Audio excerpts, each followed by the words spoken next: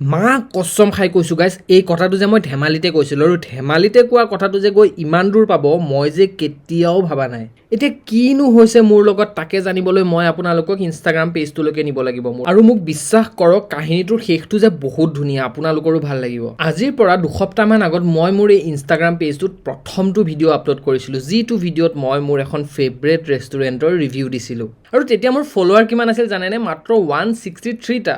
কিন্তু ফলোৱাৰহে কম আছিল, চেল্ফ কনফিডেন্সটো কেতিয়াও কম নাই। আৰু সেইটো কাৰণে এই ভিডিঅ'টোৰ শেষত মই উস্তাদি মাৰি এই কথাটো কৈ দিলোঁ।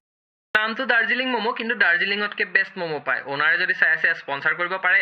উস্তাদৰ উস্তাদি যেন সঁচাকেই সঁচা হৈ গ'ল। মানে মোক তেওঁলোকে সন্মুখৰ পৰা মেছেজ কৰিলে আৰু তেওঁলোকে নতুনকৈ খোলা এখন আউটলেটত ইনভাইট কৰিলে। আৰু গাইজ, মোৰ প্ৰফাইলটোত এতিয়াও বহুত লাখ ফলোৱাৰ নাই, মাত্ৰ 600টা ফলোৱাৰ লৈ মই এতিয়াও বহি আছোঁ। এইখিনি সময়তে মোৰ জাকিৰ খানৰ এই কোডটো মনত পৰি গ'ল। अपनी औकात से बड़ा, अपनी हैसियत से बड़ा सोचते रहना चाहिए।